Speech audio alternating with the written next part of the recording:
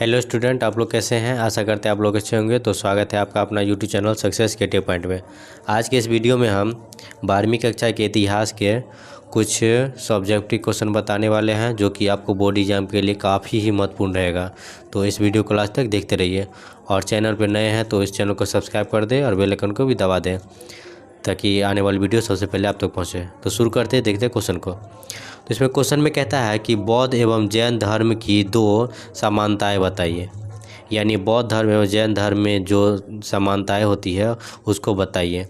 तो पहला समानता क्या है। कहता है कि बौद्ध धर्म एवं जैन धर्म दोनों शुद्ध एवं नियमित जीवन के पक्षपाती थे। क्या कहते हैं कि बौद्ध धर्म जो है और जैन धर्म जो है दोनों क्या थे, शुद्ध एवं नियमित जीवन के पक्षपाती थे। दूसरा समानता है, कहता है दोनों धर्मों में अहिंसा के सिद्धांत पर बल दिया गया। दोनों धर्मों में क्या है, अहिंसा के सिद्धांत पर बल दिया गया एवं पशुओं की बलि का घोर विरोध किया गया। अगला जो क्वेश्चन है, कहता है आईने ए अकबरी के बारे में आप क्या जानते हैं। आईने अकबरी के बारे में आप क्या जानते हैं, जो कि बहुत ही इंपॉर्टेंट क्वेश्चन है।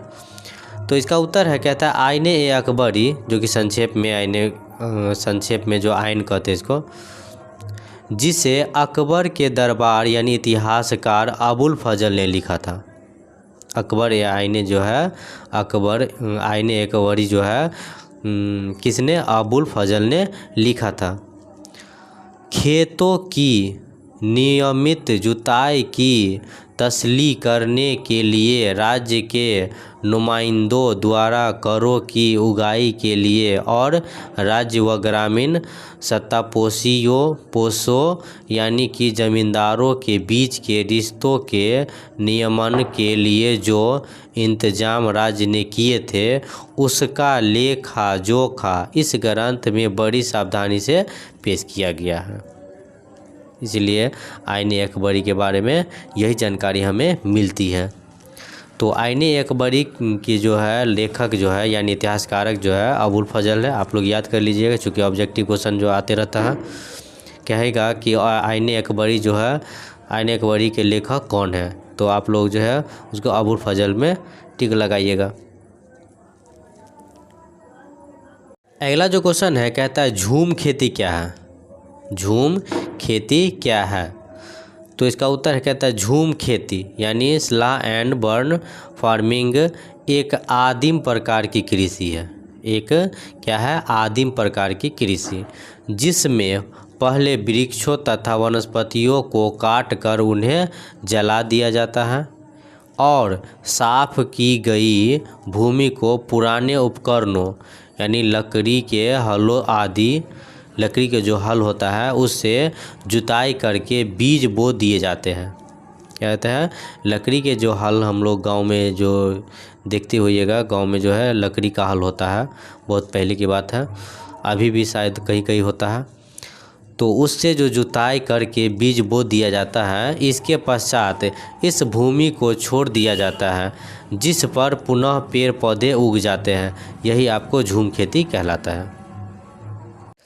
अगला जो क्वेश्चन है, कहता है मगध साम्राज्य के उत्थान के दो कारण बताएं। कि जो है उत्थान के जो है दो कारण बताइए। तो इसका उत्तर है, कहता है मगध साम्राज्य के उत्थान के प्रमुख कारण निम्नलिखित है। प्रमुख कारण क्या है, निम्नलिखित है। तो पहला कारण क्या है, तो पहला कारण कहता है एक यह कि मगध क्षेत्र में खेती की उपज खास तौर पर अच्छी होती थी। पहला कारण में क्या था कि एक यह कि मगध क्षेत्र में जो है मगध क्षेत्र में जो है खेती की उपज खास तौर पर अच्छी होती थी, मतलब सबसे अच्छी होती थी। दूसरा कारण है कि ये लोहे की खदानें यानी आधुनिक में जो है अभी जो झारखंड में है, लोहे की खदानें भी आसानी से उपलब्ध थी, जिससे उपकरण और हथियार बनाना सरल होता था। ठीक है। तीसरा कारण है, कहता है जंगली क्षेत्रों में हाथी उपलब्ध थे। जंगली क्षेत्रों में क्या उपलब्ध थे, हाथी उपलब्ध थे। जो सेना के एक महत्वपूर्ण अंग थे, जो सेना के एक महत्वपूर्ण अंग थे। साथ ही गंगा और इसकी उपनदियों से आवागमन सस्ता व सुलभ होता था।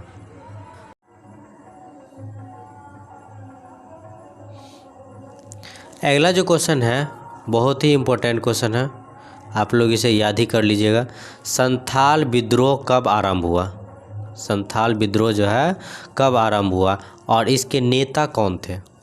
ऑब्जेक्टिव के लिए भी इम्पोर्टेंट है और सब्जेक्टिव के लिए भी इम्पोर्टेंट है, आप लोग इसे बहुत ही अच्छे से याद कर लीजिएगा। तो सबसे पहला कहता है संथाल विद्रोह कब आरंभ हुआ, तो देखते हैं इसका उत्तर में है संथाल या हुल विद्रोह। ध्यान दीजिएगा, संथाल का ही दूसरा नाम क्या है? हुल, यानी संथाल रहे या हुल रहे, ठीक है। संथाल या हुल विद्रोह जो है 1955 में हुआ था। कब हुआ था? 1955 में। यह 4 भाइयों जैसे कि सिद्ध, कान्हू, चांद और भैरव के नेतृत्व में हुआ। इसके कितने भाई को नेतृत्व में है? 4 भाई को। कौन कौन? तो सिद्ध, कान्हू, चांद और भैरव के नेतृत्व में हुआ। चांद और भैरव जो है 10 जुलाई 1955 को अंग्रेजी गोली से मारे गए। उनका जो है दोनों भाई चांद और भैरव जो है अंग्रेजी गोली से मारे गए, ठीक है, अंग्रेज के द्वारा। कब? तो 10 जुलाई 1955 को।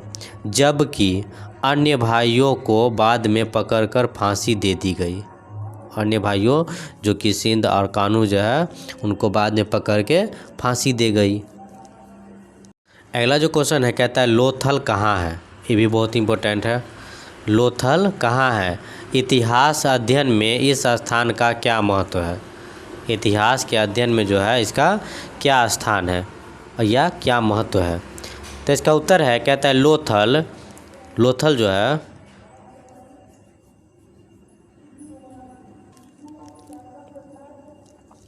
लोथल जो है ईंट के कृत्रिम गोदी वाड़े वाला यह एकमात्र सिंधु शहर है। क्या है?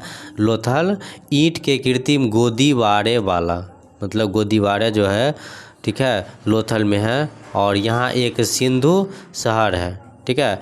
यह सिंधु वासियों का मुख्य बंदरगाह रहा होगा। क्या रहा होगा? सिंधु वासियों का मुख्य बंदरगाह कौन सा है? तो लोथल है। आप लोग को ऑब्जेक्टिव क्वेश्चन में आ जाएगा। ये सिंधु वासियों का जो है मुख्य बंदरगाह क्या है? तो लोथल है। चावल की खेती का प्राचीनतम 1800 ईस्वी पूर्व उदाहरण लोथल से प्राप्त हुए। प्राचीन का जो है साक्ष्य कहाँ से प्राप्त हुए? तो लोथल से प्राप्त हुए। कब हुए? तो 1800 ईस्वी में, ठीक है, ऑब्जेक्टिव क्वेश्चन। इसके अलावा एकमात्र स्थल अहमदाबाद के निकट रंगपुर है। इसके निकट जो है एक अहमदाबाद है जिसके निकट रंगपुर है, जहाँ से चावल का भूसा प्राप्त हुआ। जहाँ से क्या हुआ? चावल का भूसा प्राप्त हुआ। यहाँ से फिर ऑब्जेक्टिव क्वेश्चन बनता है, बोलेगा कि चावल का भूसा यानी चावल का जो साक्ष्य है कहाँ से प्राप्त हुआ? तो रंगपुर से। बहुत इंपॉर्टेंट क्वेश्चन है। कहता है विशाल अनागार का टिप्पणी लिखें। विशाल अनागार पर टिप्पणी लिखें, मतलब विशाल अनागार होता क्या है उसके बारे में बताइए। तो इसका उत्तर है कहता है सार्वजनिक भवनों में, सार्वजनिक मतलब सभी का जो आसपास में जितना भी आदमी रहते हैं या कहीं का भी वो जो भवन बना रहता है जो सभी आदमी रह सकता है उसे ही सार्वजनिक भवन कहते हैं। तो सार्वजनिक भवनों में स्तंभों वाला हाल और अन्य संग्रहालय विशेषकर उल्लेखनीय है। संग्रहालय विशेषकर उल्लेखनीय है।